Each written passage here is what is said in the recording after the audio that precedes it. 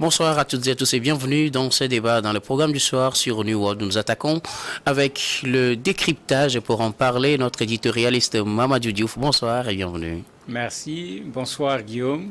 Avec vous, nous allons parler aujourd'hui du Libéria, plus précisément de la présidentielle, le duel entre George Weah et Joseph Boakai.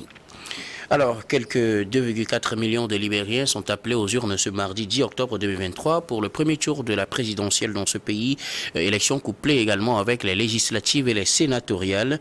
Deux candidats clés se retrouvent à nouveau pour cette présidentielle. Il s'agit de George Weah, le président sortant, et Joseph Boakai, ex-vice-président sous l'ex-présidente Ellen Johnson Sirleaf de 2006 à 2017.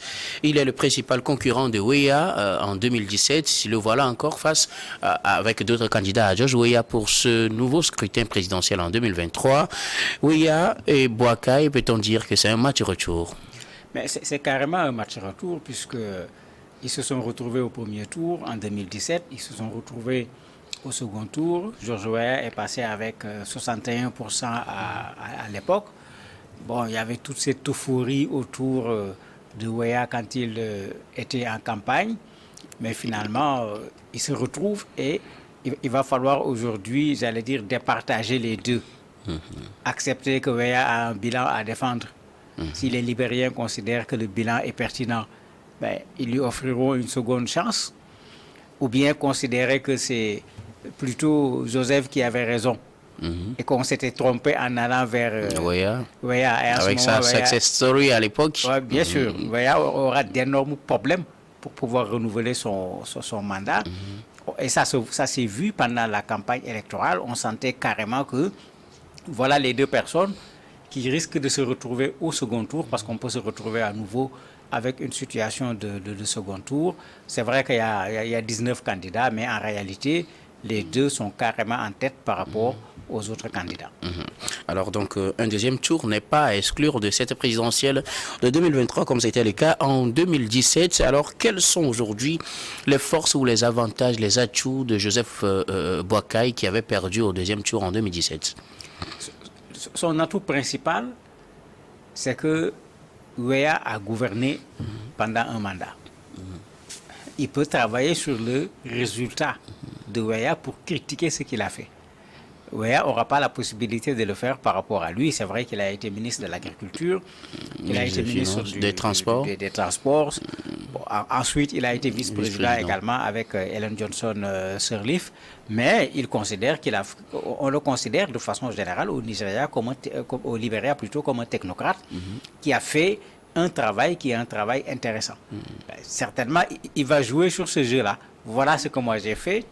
Voilà le résultat que j'ai fourni, mais bien sûr, il n'était pas dans la même posture de responsabilité par rapport à Weah et revenir sur Weah avec vraiment des engagements qu'il avait pris de façon très forte par rapport à la lutte contre la corruption. Ben, tout le monde sait que le problème a été très loin d'être réglé. Quand on regarde les classements de Transparency International, le Libéria est à 142e sur 180. Sans compter que Weah lui-même reconnaît qu'il y a encore du travail à faire sur la lutte contre la corruption. Joseph Boakai lui considère que c'est une endémie, il faut lutter clairement contre cela. Vous avez également la question de la pauvreté au niveau du Libéria. On considère que pratiquement 2,5 millions de personnes, la moitié pratiquement de la population, vit avec moins de 1,9 $ par jour, ce qui est également une véritable difficulté. Et ça sera le bilan de Weah. Lui, il est dans la posture des propositions. Souvent, quand on propose, on est plus à l'aise pour dire « je ferai », puisqu'on est dans le futur, et critiquer ce que l'autre a fait parce qu'il y a déjà des actions sur le terrain. Ça va être ça, un de ses avantages. Son deuxième avantage, c'est le fait que Prince Johnson, qui avait soutenu Weah en 2017, le soutien cette fois-ci. Maintenant à Joseph. Bon, c'est vrai que Prince Johnson est un personnage quand même assez lugubre puisqu'il a participé à ces guerres civiles au niveau du Libéria qui, il faut le rappeler, ont fait 250 000 morts. Ce n'est pas une petite chose, mais il a gardé une certaine popularité dans sa zone en particulier. Ça sera un poids de plus puisqu'on l'avait reproché à Weah à l'époque pourquoi il accepte ce soutien. Mais bon, comme on le connaît, les alliances sur le plan électoral, on regarde la force de frappe de la personne en termes d'électorat, et souvent on ferme les yeux sur le reste pour pouvoir gagner dans cette zone, gagner dans une autre zone, et en faisant la sommation, pouvoir gagner les élections. Donc voilà un certain nombre d'atouts qu'il a. Il y a également j'allais dire des obstacles. Le premier obstacle, c'est son âge. Oui, 78 ans. D'ailleurs, même ses adversaires jouent là-dessus, comme il s'appelle Joseph également, en faisant comme Trump, en l'appelant Joe l'endormi. Bon, l'autre problème, c'est que ça va être certainement sa dernière chance. Je ne crois pas qu'il va vouloir se présenter encore à des élections à l'âge de 82 ans, je l'espère, même si la Constitution le lui permettait. Donc il va devoir batailler ferme s'il veut devenir le président du Libéria, parce que ça risque d'être sa dernière chance. Sa dernière chance, peut-être qu'il essaiera de la saisir. Et dans l'une de ses stratégies, vous l'évoquiez tout à l'heure, c'est de miser surtout sur ses acquis en tant que ministre et vice-président, mais aussi sur les échecs de George Weah. En faisant cela, est-ce qu'il vraiment adopte une méthode qui pourra lui être profitable? Parce qu'on voit dans sa campagne en vue, tout au long de sa campagne, il a plus misé sur les échecs de George Weah, toutes les promesses à l'époque en 2017 que George Weah avait faites aux populations et qui avait suscité cet engouement autour de sa personne, mais qui aujourd'hui peut-être se disent déçus par la non-réalisation de ces promesses-là. Est-ce que cette stratégie sera payante pour Joseph Boakai? Ça dépend de jusqu'où se trouve la déception des populations. Parce que généralement, nous destituons plus que nous élisons. Et c'est là où sa stratégie peut être intéressante.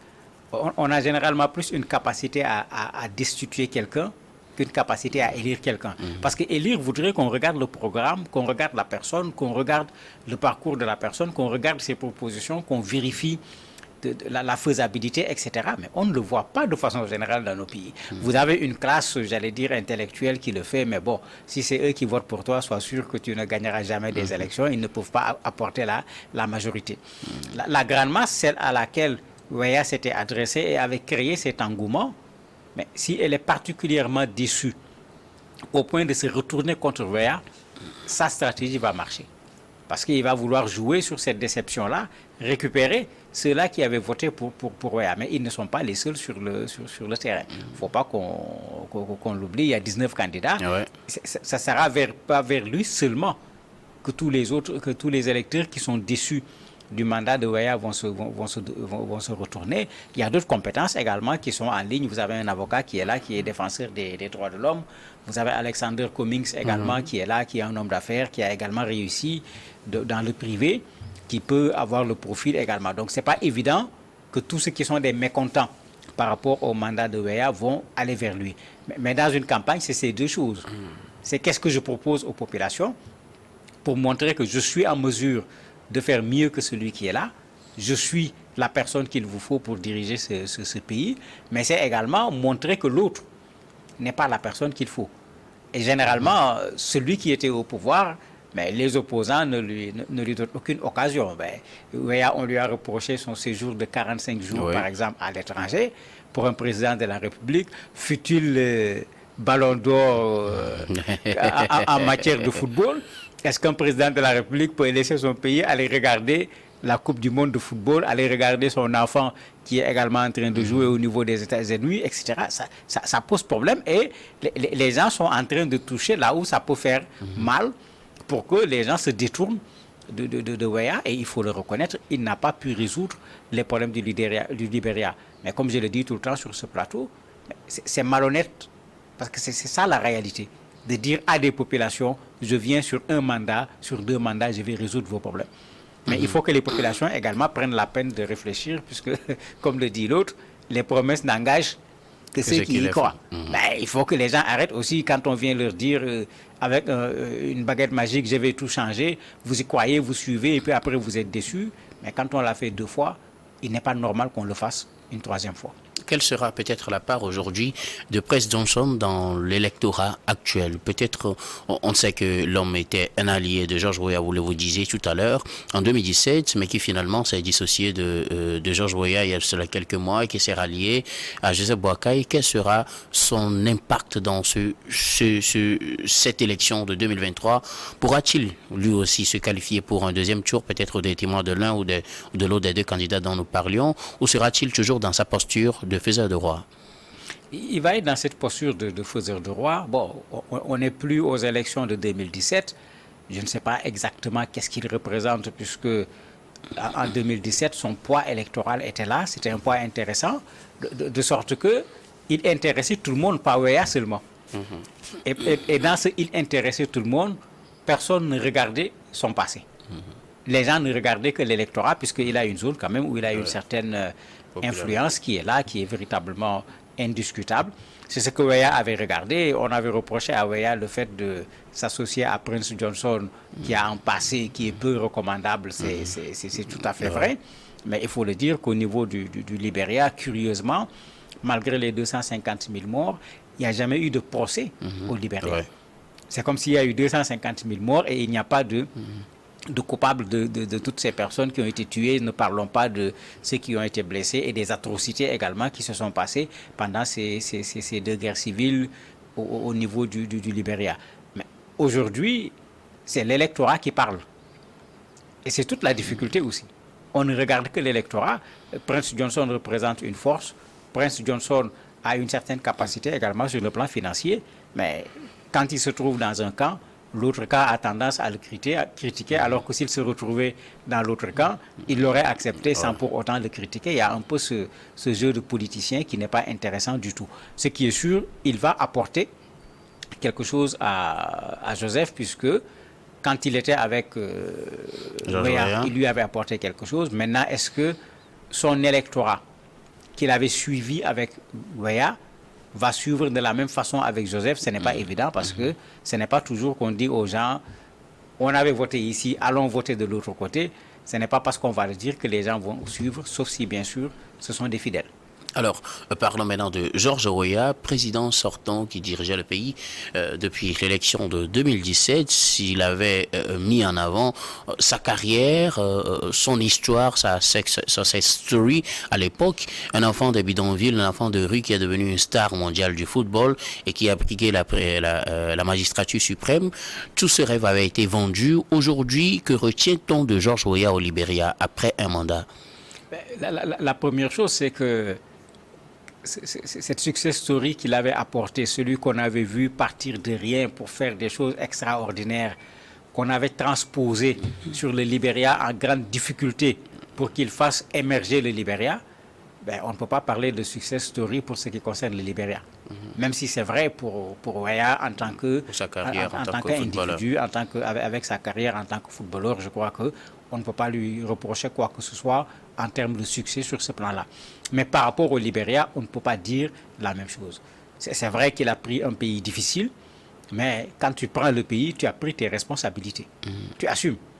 D'autant que c'est un engagement que l'on prend par rapport à des populations, qu'on a convaincu qu'on peut amener le pays à bon port. Il faut dire clairement qu'il n'a pas réussi à amener le pays à bon port, puisque c'est vrai, il y a eu des actions fortes comme la gratuité au niveau de l'éducation qu'il a eu à faire, qui a quand même reboosté l'école dans un pays où l'école avait été désertée à cause des guerres et autres. Mais en termes d'économie, en termes de lutte contre la corruption, en termes de stabilisation du pays, c'est vrai qu'il n'y a pas eu des crises extraordinaires, mais on sent encore la fragilité de la démocratie du Libéria. Vous avez vu l'ONU, l'Union africaine, un certain nombre de structures qui ont même, comme d'habitude dans un pays où on craint les élections, on a fait signer aux gens une note où chacun s'engage à reconnaître les résultats, à contester les résultats par les voies de droit, non pas par la violence, etc. Ça veut dire qu'on a encore peur que des élections puissent créer des problèmes. Et ça en a créé. Il y a eu 3 morts. Même le dernier meeting de Weah, quand il retournait vers le siège de son parti, il y a eu encore des affrontements hier dimanche, pour dire simplement que sur ce plan-là également, il y a une certaine fragilité du pays qui est là, alors que les gens comptaient sur Weah pour que le Libéria enterre, si je peux l'appeler ainsi, ce passé qui est très peu glorieux. Mais on se rend compte que le problème n'est pas totalement résolu puisque les craintes sont là et elles sont affirmées clairement par les observateurs. Peut-il compter aujourd'hui sur quelque chose qui serait à son avantage? Une expérience gagnée peut-être au cours de ce premier mandat ou des actions réalisées qui pourraient vanter comme étant à son avantage et qui pourraient rallier à sa cause l'électorat libérien? Ça ne sera pas facile. Son avantage, ça va être l'appareil d'État, ça va être le président de la République, puisque comme on le sait dans nos pays, même avec un petit parti, quand tu deviens président de la République, on vient grossir le parti pour des raisons que tout le monde connaît. Et tous ces gens qui deviennent, j'allais dire, quelqu'un parce qu'ils vous ont approché, ces gens ont intérêt à se battre s'ils veulent garder leurs privilèges. Et souvent, c'est ça un peu l'avantage de l'ancien président. Il va se battre sur son bilan, il va se battre avec des propositions nouvelles ou bien une continuité qu'il propose aux populations. Mais surtout, vous avez des gens autour de lui qui n'existent que par lui et qui, parce qu'ils ne veulent pas perdre leurs avantages, vont vraiment mouiller le maillot. Mais souvent même, ils font pire, ils vont carrément plonger dans la corruption, voire même dans la manipulation des urnes, parce que sachant que ce monsieur n'est plus président, moi je retourne dans mon coin quelque part, voire même le nouveau président pourrait venir fouiller dans mes dossiers pour voir s'il n'y a pas des casseroles. Bon, souvent c'est un avantage, il n'est pas très noble comme avantage, mais c'est la réalité, c'est l'utilisation des moyens de l'État, les véhicules, le carburant, tout un ensemble d'éléments qui dans un pays normal ne devraient pas être utilisé par le candidat président lors de sa campagne. Peut-être qu'il faudrait que les gens apprennent de l'expérience de Madagascar, où le président est obligé de démissionner pour devenir un candidat et non pas un président candidat, pour qu'il s'éloigne un peu du matériel de l'État qu'il peut utiliser pour la campagne électorale. Au-delà de l'appareil d'État, y a-t-il autre chose à mettre à l'avantage de Georges Weah pour ce mandat? La question de l'éducation dont je parlais, il a quand même fait quelque chose. Mais comme je disais, quand on vient faire certaines choses et que le départ soit un espace extrêmement difficile, vous faites de gros efforts, mais le résultat n'est pas extraordinaire. Il a fait des choses également du point de vue des routes. Il a vraiment construit des routes, il a réhabilité des routes. D'ailleurs, dans son programme, il parle de continuer ce travail qu'il a fait au niveau des routes et autres. Mais comme certains le disent, parfois, on ne mange pas le goudron. On a beau faire des efforts, en dernier lieu, c'est la poche du citoyen qui lui permet de dire mais le monsieur a fait quoi? Bon, les chiffres macroéconomiques comme on dit, les taux de croissance et autres, ce n'est pas ça qui amène généralement nos citoyens à voter, mais c'est qu'est-ce que moi j'ai ressenti dans ce travail qu'il a fait, alors qu'il y a encore des difficultés au niveau de l'éducation, il y a encore des difficultés au niveau de la santé, et Joseph ne manque pas de souligner ces difficultés pour les présenter comme un échec de la part de Weah. Un dernier mot sur ces élections au Libéria? Juste espérer que ça va se passer tranquillement, parce que par moments, il y a eu des échauffourées au moment de la campagne électorale. Le Libéria vient de très loin. C'est une expérience démocratique, ce n'est pas une démocratie qui est totalement assise. Il faudrait que ce processus se poursuive pour que ce soit Weah qui revienne ou que ce soit Joseph qui arrive, que le Libéria fasse un pas de plus permettant à ce pays de sortir et d'oublier vraiment des moments extrêmement pénibles que ces populations ont connus pour aller vers un développement de façon durable. Merci beaucoup à vous, Mamadou Diouf, d'avoir répondu à nos questions. C'est la fin de ce numéro du décryptage. Merci également à vous de nous avoir suivis. Très bonne suite des programmes sur New World.